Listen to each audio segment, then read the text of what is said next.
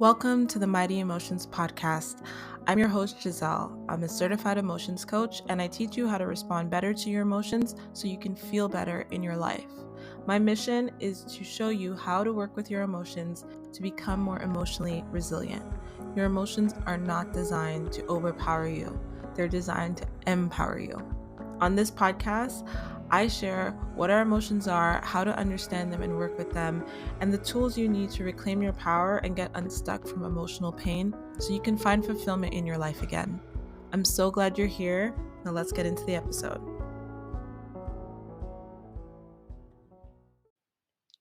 Hello, beautiful souls. Welcome to another episode of the Mighty Emotions podcast. I feel like we are back with some sort of cadence, which is really nice. I have been going through all of the emotions behind the scenes, and that's just a constant thing with life. If you listen to the last podcast episode where we talked about how life is just gonna life, and living a full life is going to feel full. It's going to feel like there's a lot of demands on us. But it doesn't mean we neglect our needs. It doesn't mean we neglect ourselves. It's just about adjusting our expectations so that we can flow a little bit more with life rather than against the current all the time. But I have been having a lot of stuff come up for me. If you're inside the Mighty Emotions community, which is linked in the description, then right now I'm doing a 14-day challenge to reconnect with my intuition even stronger. And I hope that if you're following along, that you're doing a bit of the challenge with me and applying some of the actions that I'm taking to your own life if you feel like you really want to feel deeply rooted and grounded in your intuition. And like what is intuition and all of that, I'll get into in the next 14 days. I think right now we're on day 4.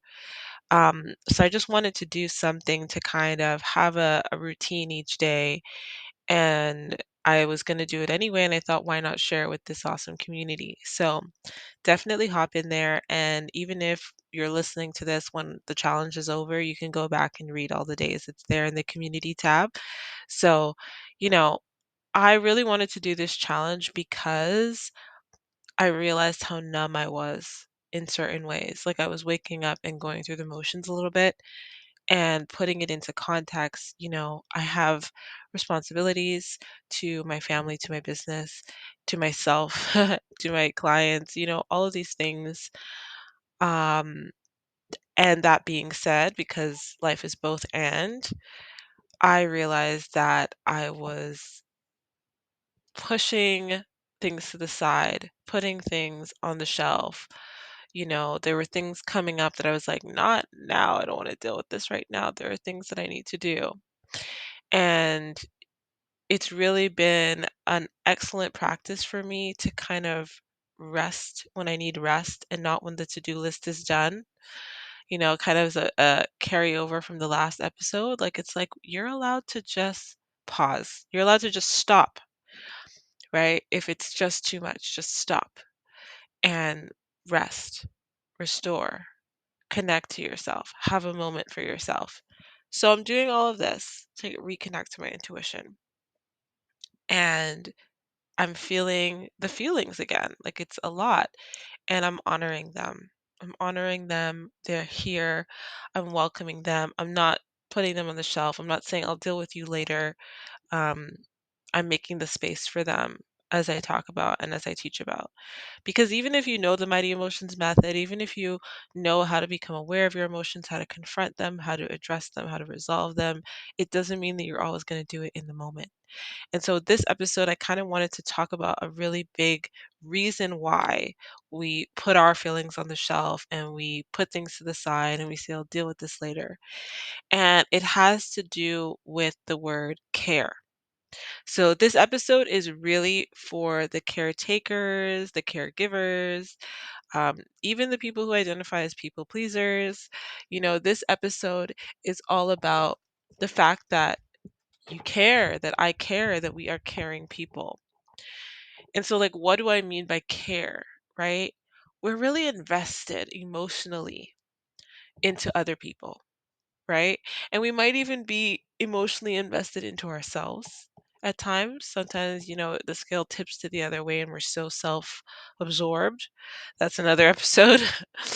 But this is really about how we care for other people, right?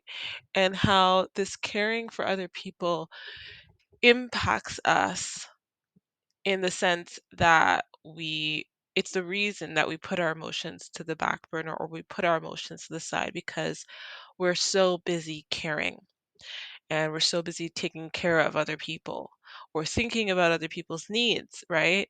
Even if we also think about our own needs, we're really consumed by the needs of others. And I'm speaking as a mother of a young child who really depends on me heavily.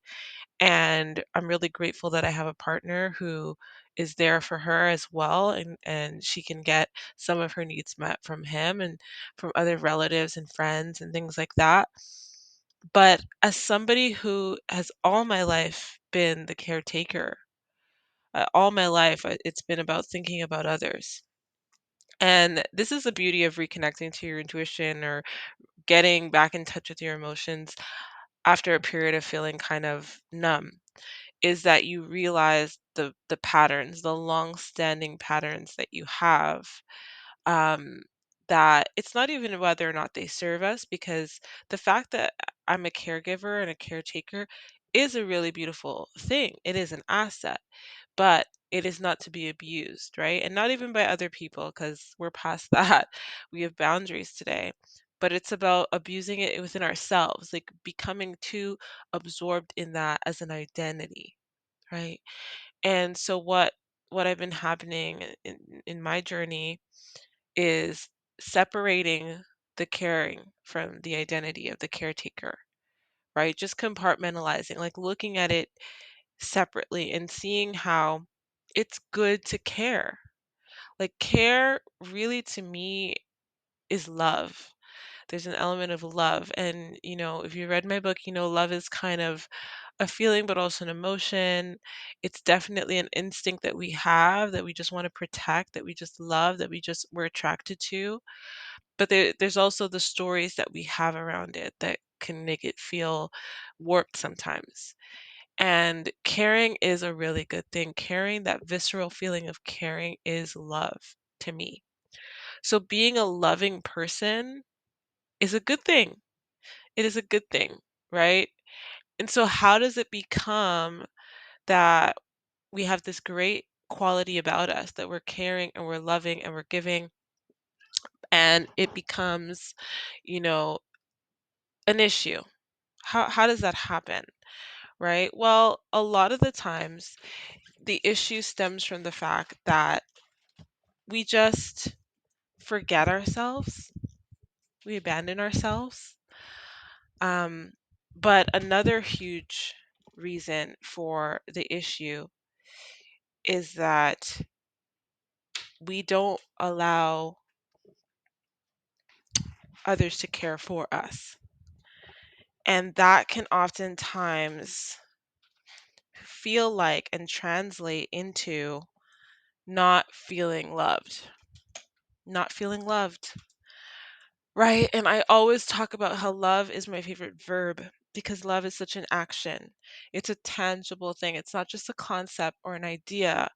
It's a real, like, this nurturing feeling, right? This nurturing action, sorry. It's taking care of something physically, right? Seeing to its needs, thinking about it. And I grew up with parents who definitely were incapable of loving me and my siblings. They had their own traumas, they had their own struggles. They provided in many ways, but that's not the same thing as loving, and that's not the same thing as caring, and that's not the same thing as nurturing. And we can look at it as the difference between obligation, which can come with guilt, which can come with resentment, right?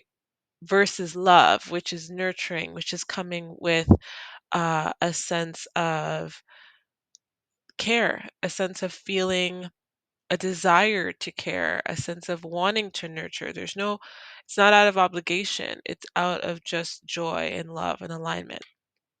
And that requires, that we're aligned within ourselves, and that requires that we have a full enough cup to give to other people, which isn't always the case, which wasn't the case with my parents. And so I'm mindful of that as a parent myself, that there are times when my cup is empty and I can't give, and I need to step away and take time for myself and let someone else take over so that I can genuinely care and offer care.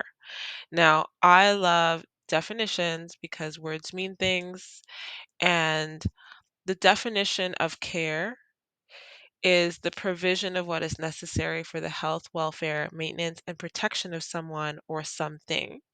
Another definition is serious attention or consideration applied to doing something correctly or to avoid damage or risk, right? As a verb, care means to feel concern or interest, to attach importance to something, and to look after and provide for the needs of, right? So everything we've been talking about, care is love, it is nurturing. And so it's not that as a caretaker, as somebody who cares about others, as somebody who wants to nurture others, right? Not from a sense of obligation, but from a sense of really, really seeing it as an important thing, something of value, right? We can often struggle with our needs not getting met because it's this complementary attraction. I don't want to say like attracts like. I want to say it's like the magnet effect. It's a complementary thing. So the giver attracts the taker and vice versa. The taker attracts the giver, right? And the each person kind of fills the missing piece for the other. So what happens with people that are really caretakers like us is that we are surrounded by people that aren't really caretakers, right? We tend to be attracted to and matched with people that are not uh, that offer us an opportunity to be the caretaker and to fill that role, and they take on the role typically of the one needing care. And this isn't a malicious thing. I mean, I have the most amazing people in my life today, the most beautiful, beautiful souls in my life today that I'm so grateful for. And so it's not that they're just selfish and taking and narcissistic or anything like that. It's not that. It's that in our relationship dynamic, I'm not used to allowing them to care. I'm not used to allowing them to provide. And a lot of it comes to fear and to not trusting that I will be cared for, especially when, as a child, I'm getting really emotional, but especially when, as a child, when you really needed the care, it wasn't there, and you were alone and you were confused and you didn't understand why. And then you started to believe that it was something wrong with you and that it was your fault and that you deserved it somehow. And today, doing all the work and understanding, you know that your worth is inherent, but it's still a pattern, a relationship pattern, a relationship dynamic. And there's still memories to be forgiven and things to be released, ideas and beliefs that need to be released so that you can receive care. So a part of it is restoring that belief that you're worthy of receiving care, that you're worthy of being cared for and taken care of. The other warped belief is that we think we don't need to ask or tell people or instruct people in how to care for us, in how we need to be cared for. Because it really is this sense of, well, if they loved us, they would do it, right? They would just feel concerned for us. They would just, but remember that care as a verb means to look after and provide for the needs of something, right? It is the provision of what is necessary for the health, wealth, maintenance, and protection of someone or something. And so the reason why we do the work to process our emotions and to get our needs met is so that we understand what that provision is. We understand what it looks like to take care of our health. We understand what it looks like to take care of our well being. We understand what it looks like to have that fun, that freedom, that meaning, that connection, that safety, that sustenance, all the core needs that I break down in part 3 of my book, right? We have to do that for ourselves a little bit to understand what it looks like, but we have to also not fall into the trap of only ever doing it for ourselves. Self-care is beautiful, but we cannot survive on self-care alone. And that's what people won't really tell you, right? But there are needs, and I talk about this again in my book. There are needs that we cannot meet on our own. There are needs that have to come from healthy sources outside of us. And that's not a flaw. That is the reason for a connection. That's how we were designed, is to be interconnected. That there are things we can do on our own and there are things that we need others to do for us. And this idea that the people around us will just know, if you don't know what you need to feel fulfilled and okay and safe and all of those things, how can someone else know? Right? So it's this journey and this balance of learning what you need and learning what serves you and learning what makes you feel cared for, and then trusting the people in your life to care enough and have enough concern for you and to see enough value in you to listen to you as you tell them, you know, here's what feeling cared for looks like to me. My husband tells me all the time, what his love language is. You might hear this talked about in love languages, and we know each other's love language. And that doesn't always mean that it's easy to provide that care to someone else, truly, right? But it is just this ongoing journey of getting better at it little by little, right? Give yourself grace, give the people in your life grace to get better, to improve how they care for you, how you care for them, um, and to let them get some of their needs met as well, right? Because that's the thing about the caretaker is we're really invested in their needs. We're really invested in the needs of everyone else, and then sometimes we're invested in our own needs. We need to invest a little bit more in telling others how to care for us, really and truly, and trusting that they value us enough to do that, but also letting them get their needs met as well, right? That's the interconnectedness. That's the balance that we're looking for. I'm not always going to be the only source of your needs. Like, you are not always going to be the only source of my needs. We need to know what needs we can fulfill on our own and what needs I need from you, and we need to make efforts little by little. Again, it's about these small but mighty steps, these small but mighty actions. When you tell somebody, this is how I feel cared for. I feel cared for when you listen to me.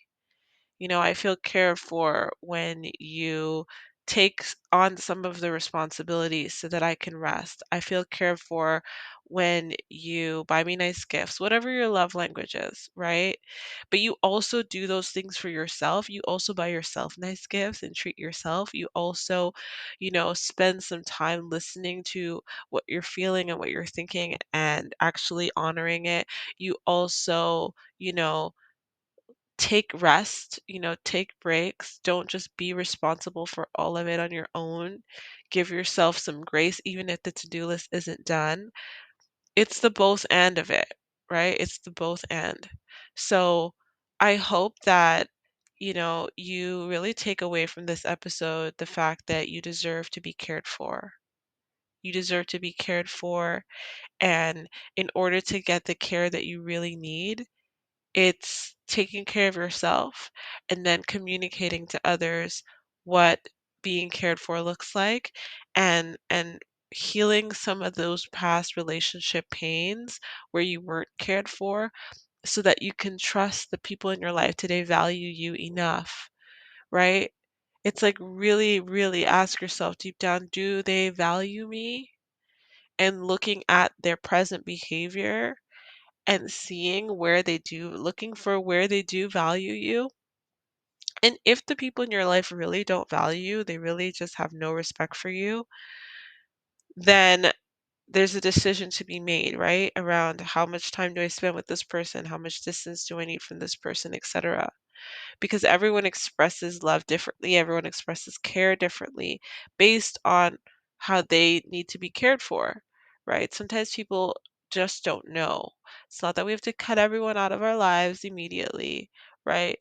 But it's about that observing if there's progress, observing if there's progress and celebrating that progress, no matter how small it is, celebrating that the dynamic is a little bit better today than it was a while ago, finding the things that work and really implementing those things, continuing to take care of yourself, but not relying only on self care because you won't feel completely nurtured or fulfilled if you're just doing it by yourself, right? It's an ecosystem. We rely on the things outside of us, but we want to make sure that these sources are healthy. Okay, so with that, I love you so much for listening. Thank you for continuing to support the podcast and Mighty Emotions and all the work that I do. Please join the community if you haven't and join me for this 14-day challenge. We really don't need 14 days to connect with our intuition, but I intuitively felt like 14 days would be a good number. So join us inside the community, follow along for that. If there's any support that you need, reach out to me and we can chat. I'm happy to be here for you, and said like a true caretaker. But with that, I'm going to go and make breakfast and take care of myself. And I hope that you have a beautiful rest of your day. And I will talk to you on the next episode. Bye. Thank you so much for listening to today's episode. It would mean so much if you could subscribe, leave a review, share with your friends and family, and let me know what you think by going to my Instagram at mighty_emotions and connecting with me and letting me know what you loved about today's episode. It really means a lot that you support this podcast, and I love coming to you each week with a new episode. So be sure to subscribe, let me know what you think, and take care of yourself.